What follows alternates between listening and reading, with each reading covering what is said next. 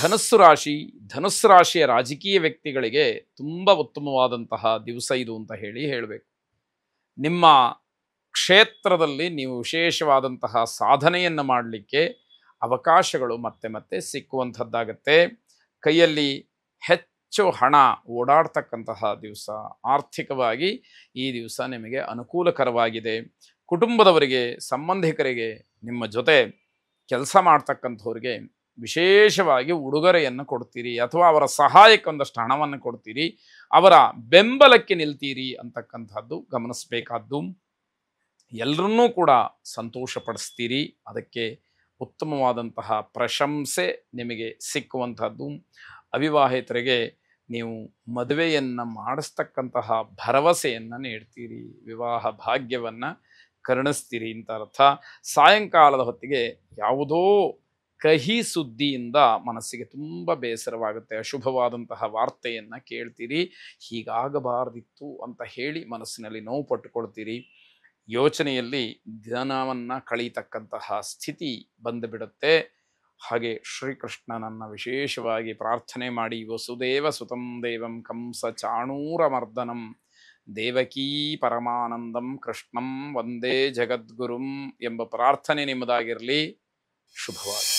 ಮಕರ ರಾಶಿ, ಮನೆಯವರ ಒತ್ತಡಕ್ಕೆ ಮಣಿದು ಹೊಸ ವಾಹನವನ್ನು ಖರೀದಿ ಮಾಡಬಹುದು ಅಥವಾ ಅದಕ್ಕೆ ಮುಂದಾಗಬಹುದು, ಆ ವಿಚಾರಕ್ಕೆ ಒಪ್ಪಿಕೊಳ್ಬಹುದು. ಆಯಿತು ಅಂತ ಹೇಳಿ ಒಪ್ಪಿಗೆಯನ್ನು ವ್ಯಕ್ತಪಡಿಸಬಹುದು. ಇದರಿಂದ ನಿಮಗೂ ಕುಟುಂಬಕ್ಕೂ ಎಲ್ಲರಿಗೂ ಕೂಡ ಸಂತೋಷವಾಗ್ತಕ್ಕಂಥದ್ದಾಗತ್ತೆ. ನಿಮ್ಮ ಕರ್ತವ್ಯ ಮತ್ತು ನ್ಯಾಯವನ್ನು ಒದಗಿಸ್ತಕ್ಕಂತಹ ಕೆಲಸ ಯಾವುದಿದೆ ಅದನ್ನು ನೀವು ತುಂಬ ಒಳ್ಳೆಯ ನಡವಳಿಕೆಯಿಂದ ಮಾಡಬೇಕಾಗತ್ತೆ. ಮಕ್ಕಳಿಗೆ ಮೊದಲನೇದಾಗಿ ಸರಿತಪ್ಪುಗಳ ಬಗ್ಗೆ ವಿವೇಚನೆಯನ್ನು ಮೂಡಿಸಿ ಅವರಿಗೆ ಬಿಡಿಸಿ ಸರಿತಪ್ಪುಗಳ ಬಗ್ಗೆ ಹೇಳಬೇಕಾದಂಥದ್ದು. ಬೇರೆಯವರಿಗೆ ಒಳ್ಳೆಯದನ್ನು ಮಾಡಬೇಕು ಅಂತಕ್ಕಂತಹ ಮನಸ್ಥಿತಿಯ ಮಕ್ಕಳಲ್ಲಿ ಉಂಟಾಗಬೇಕು. ನಿಮಗೂ ಅದು ಬರಬೇಕಾಗುತ್ತೆ. ಶಾಶ್ವತವಾದಂತಹ ಗೌರವವನ್ನು, ಅಂತಃಸತ್ವವನ್ನು ಹೆಚ್ಚಿಸ್ತಕ್ಕಂತಹ ಕೆಲಸವನ್ನು ನೀವು ಮಾಡಿದರೆ ಶಾಶ್ವತವಾಗಿ ನಿಮಗೆ ಅನುಕೂಲವಾಗ್ತಕ್ಕಂಥದ್ದು. ಮಹಾಲಕ್ಷ್ಮಿಯನ್ನು ಪ್ರಾರ್ಥನೆ ಮಾಡಿ. ಶುಭವಾಗಿ. ಕುಂಭರಾಶಿ, ನಿಮ್ಮ ಪ್ರಾಮಾಣಿಕವಾದಂತಹ ಕೆಲಸ, ಶಿಸ್ತುಬದ್ಧವಾದಂತಹ ಕೆಲಸವನ್ನು ಮೇಲಧಿಕಾರಿಗಳು ಗಮನಿಸಿ ನಿಮಗೆ ಇನ್ನಷ್ಟು ಮತ್ತಷ್ಟು ಜವಾಬ್ದಾರಿಗಳನ್ನು ಕೊಡ್ತಕ್ಕಂಥದ್ದಾಗತ್ತೆ ಅಥವಾ ನಿಮಗೆ ಬಡ್ತಿ ಸಿಕ್ಕುವಂತಹ ಅವಕಾಶವೂ ಕೂಡ ಇರಬಹುದು. ಜನರಿಗೆ ನಿಮ್ಮ ಬಗ್ಗೆ ಒಳ್ಳೆಯ ಅಭಿಪ್ರಾಯ ಇರತಕ್ಕಂತಹ ದಿವಸವಾಗಿದೆ. ಹೆಚ್ಚಿನ ವಿಚಾರ ಸಂಗ್ರಹಕ್ಕೆ, ಮಾಹಿತಿಯನ್ನು ಕಲೆ ಹಾಕೋದಕ್ಕೆ, ಅಧ್ಯಯನಕ್ಕೆ ಹೆಚ್ಚು ಗಮನವನ್ನು ಕೊಟ್ಟರೆ ಬಹಳ ಅನುಕೂಲವಾಗುವಂಥದ್ದು.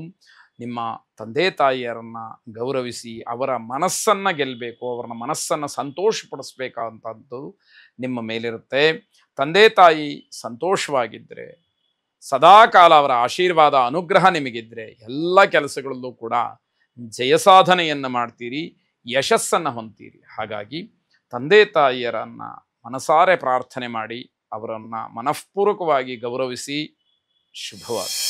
ಕೊನೆಯದಾಗಿ ಮೀನರಾಶಿ, ನಿಮ್ಮ ಜವಾಬ್ದಾರಿಯ ಕೆಲಸಗಳನ್ನು ಬೇರೆಯವರಿಗೆ ವಹಿಸಬೇಡಿ, ನೀವೇ ಆ ಕೆಲಸವನ್ನು ಮಾಡಿ ಪೂರೈಸಿ. ನಿಮ್ಮ ಕಾರ್ಯ ಬೇರೆಯವರಿಗೆ ವಹಿಸೋದ್ರಿಂದ ನೀವು ನಷ್ಟವನ್ನು ಹೊಂದಬೇಕಾಗತ್ತೆ, ನಿಮ್ಮ ಬೆಲೆ ಕಡಿಮೆಯಾಗುತ್ತೆ, ನಿಮಗೆ ಇರತಕ್ಕಂತಹ ಗೌರವಕ್ಕೆ ಧಕ್ಕೆ ಬರುತ್ತೆ ಅನ್ನುವಂಥದ್ದು. ನೀವು ಆ ನಷ್ಟದಿಂದ ದಂಡ ಕಟ್ಟಬೇಕಾಗತ್ತೆ. ಯಾರದ್ದೋ ಮಾಡಿದ ತಪ್ಪಿಗೆ, ಯಾರೋ ಮಾಡಿದ ತಪ್ಪಿಗೆ ನೀವು ಕಷ್ಟವನ್ನು, ನಷ್ಟವನ್ನು, ದಂಡವನ್ನು ಎಲ್ಲವನ್ನೂ ಕೂಡ ನೋಡಬೇಕಾಗತ್ತೆ.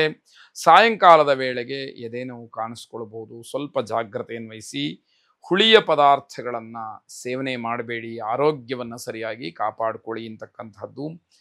ಆಂಜನೇಯನನ್ನು ಪ್ರಾರ್ಥನೆ ಮಾಡಿ. ಅಸಾಧ್ಯ ಸಾಧಕ ಸ್ವಾಮಿನ್ ಅಸಾಧ್ಯಂ ತವ ಕಿಂವದ ರಾಮದೂತ ಕೃಪಾ ಸಿಂಧೋ ಮತ್ಕಾರ್ಯಂ ಸಾಧಯ ಪ್ರಭೋ ಎಂಬ ಪ್ರಾರ್ಥನೆ ನಿಮ್ಮದಾಗಿರಲಿ. ಶುಭವಾಗಿ.